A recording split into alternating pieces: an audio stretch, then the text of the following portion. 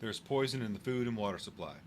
I've been doing my own research for months and come up with a very different list of the top 9 neurotoxins that exist today out there in the food and water supply. What do they all have in common? They're neurotoxic. They would cause symptoms of your brain not working very well that would mimic attention deficit disorder, intellectual disability, where you have lowered IQ, or other types of measurable outcomes on testing. And this is ultimately a systematic review of peer-reviewed science. So all of the links are below for everything I'm saying.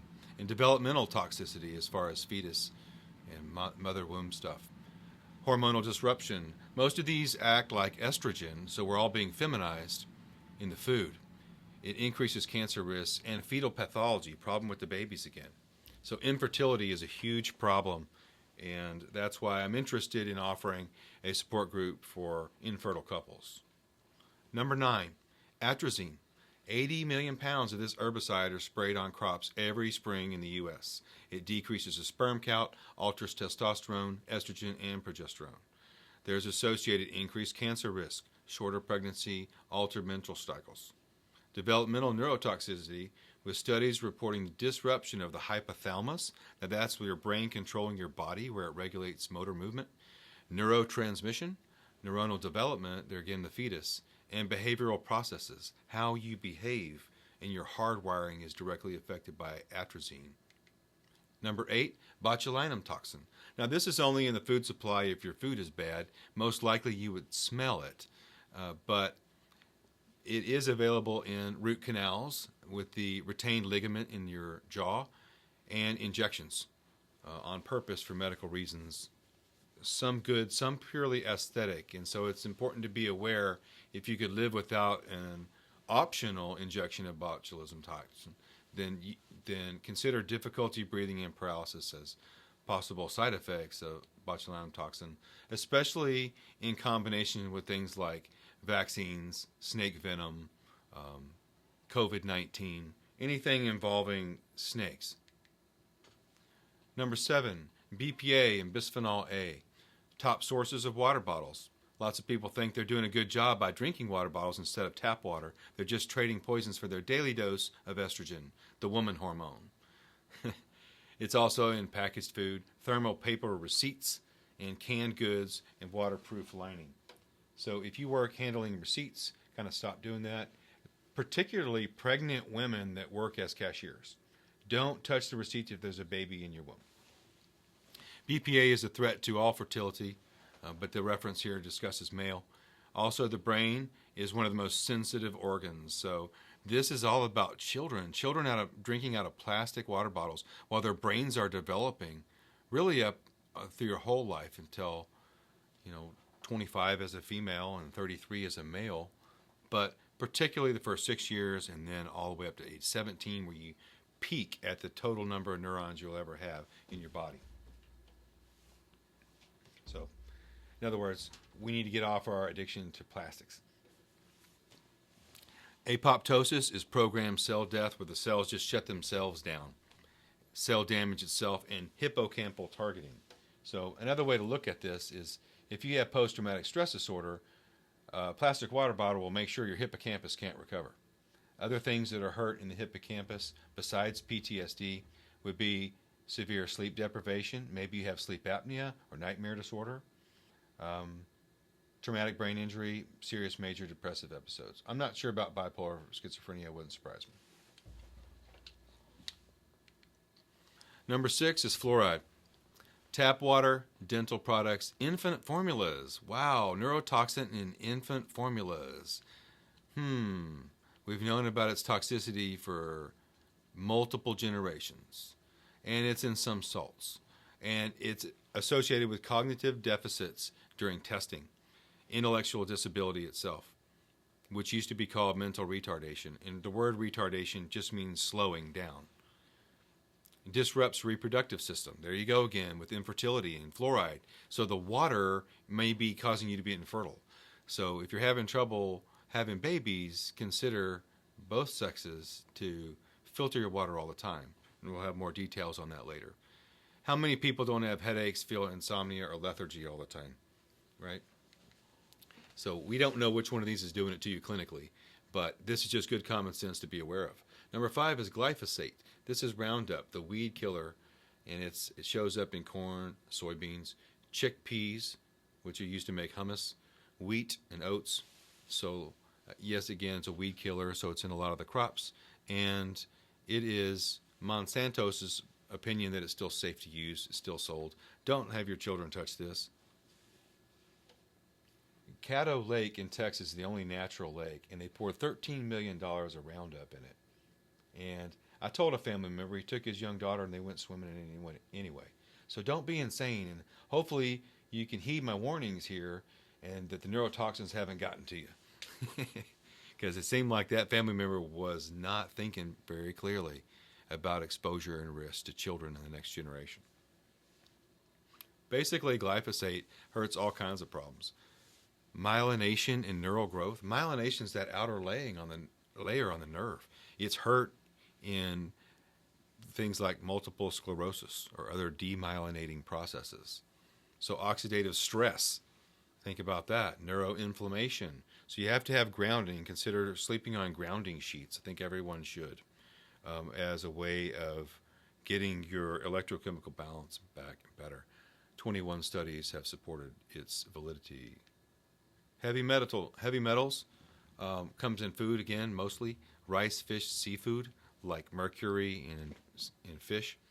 E-cigarettes too. These vape pens, all this is just destroying the lungs, particularly because it causes inflammatory reaction. Your own cells are tearing up your lungs.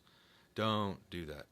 Motor vehicle emissions, and consider the undeclared elements, including heavy metals, in vaccines. Significant correlation between cadmium and mercury for deleterious neurocognitive outcomes. But here is not the first or last time that you're going to see this, where some elements in nature are shown to be harmful and some are helpful, because nature does have the answers. We've just sort of destroyed the natural earth, and so everything's out of proportion. For example, metals like lead, silver, cadmium, uranium, vanadium, and mercury, and metalloids like arsenic have been known to induce reproductive toxicity. There you go, trouble with infertility. However, mechanisms of zinc can be helpful. And so while some things on the periodic table of elements are helpful, others are not. Regardless of ionic foot bath ought to help. Parabens is number 3. This is in 70% of cosmetics, and it's also still allowed in the U.S. to be in food and drink preservatives. This needs to stop right away, and I hope that this will change right away. We need to advocate for this. And then parabens are ubiquitous endocrine disruptors. In other words, it acts like estrogen. And so this is linked to mitochondrial failure. And mitochondria has its own set of DNA that's passed down mother directly to the baby, bypassing the father. So this is another mechanism of causing infertility. And the European Union is confident that they have greatly lowered their health risks by limiting parabens as food preservatives. They don't really allow it. Very tiny in just a few exceptions. Nothing like we do, or that they used to do. Number 2 is vegetable seed oils. This comes in restaurant food and grocery stores. This one's still a hypothesis, but it is linked to macular degeneration, and you should look into that. Harvard still disagrees with it, but Harvard is still very much pro-COVID vaccine, which has been proven to be coded as coming from the DNA of snakes, that the spike proteins are snake venom in the virus. Virgin coconut oil reduced neurotoxicity from methotrexate. So there are some oils that are healthy. The idea is it coming from the seed oil or is it coming from the whole fruit? And in the case of coconut oil, that virgin coconut oil is the whole fruit. It's the fruit you're supposed to eat that's turned and cooked with, rather than crushing a bunch of seeds and extracting their oils. That's where you're getting linoleic acid, producing free radicals when they heat it up and cook it. So can you guess what the number 1 food toxin is? It's PFAS, PFAS stands for polyfluoroalkyl substance, and I had this stuff in my blood. So I'll do a quick overview and not go too far into it. But there's good documentaries listed below for all these neurotoxins I've been discussing. Most all of them have documentaries, and I've included the links below at the bottom of this video. And so the Mind Shift Care effort is for me to try to help create a mastermind group about how to detox from this particular PFAS and other chemicals too. This is just the one that I know about that's in my blood, and I showed that it came out in a foot bath, ionic foot bath. So that's what this one is about. It's in the water supply, and Teflon coatings of like cooking pans. Firefighting foams use it in industrial processes, so it's used to make glue, anything waterproof, clothing, material. And so on the military bases where they practice using firefighting foam, that is recirculated in the water supply. And other chemicals have been associated with cancers on military bases, but this one is associated as well. So it's also implicated in psychiatric illness and neurodegenerative illness. The brain unpeels. Neurotoxins kill brain cells, right? So I think you understand that they all have that in common, and you can get a variety of different phenotypes and different disease states because you're killing brain cells, and especially if you're taking in all of this stuff. All right, so it's harm to mammary gland development, low birth weight, fertility problems, and yes, it's in the food. I've mentioned it's in my blood. I've confirmed that my home water is totally clean of PFAS. You can send out and have your water tested too. I'll show you how. I've filtered practically all of my water for a year, and I learned that I really need to be committed. Just because I found out that the PFAS in my blood comes out in an ionic foot bath doesn't mean I was doing it all the time. A lot of time the kit just sat there on the floor, sometimes for a month at a time, and I'm not doing it. And so we have to get all these elements at play and use a multidisciplinary approach to detoxification, which is what I'm working on here. There's a picture of the PFAS coming out in ionic foot bath in the 30-minute process. And I used the most inexpensive kit I could find on Amazon to send my test. So what now? I filter my water all the time. I've tested my home water that I drink all the time to make sure it doesn't have PFAS. That's step one. Okay, and then advocate for food testing, and that's where we come together as a group in Mind Shift Care in our mastermind group, is how can we implement change and go to our local food manufacturer, maybe it's a mom and pop restaurant, where they can buy whatever seed oils they want.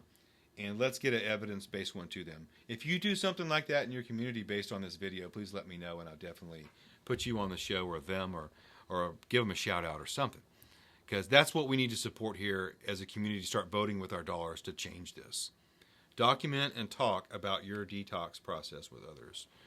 There's a link below to the water filter pitcher that I use and personally tested. And here is what I do primarily when I go to town. I'll fill a 1-gallon stainless steel pitcher with filtered water from home. And then I carry an empty secondary life straw container that has a filter built in so that I could put plastic water bottle water in there if I needed to and suck on through a straw. And then as emergency, you've got some life straws you could stick in a ditch and drink if you had to. So how to test food for toxins? Send food out for PFAS. It's really expensive to do this, so I recommend that you have your favorite food company's corporate office do it and make the results available online. I just do simple lab send-outs for my water test and found a lab we'll discuss later for my blood test. Here's what my report looks like showing my home water is totally clean. This is very reassuring to see something like this because toxic knowledge is very overwhelming, and a video like this can make you more nervous about it. So test your home water. This is an easy thing to do, and I'll send you the link here in just a minute. So if you want to discuss this with me or join a live mastermind group, check our calendar. We're trying to detox thoroughly and get our health better. And so I've got a protocol here I can show you guys live. And then our emphasis is on a harmonious community because we've got to get a handle on these toxins, people, so that our children have a better future.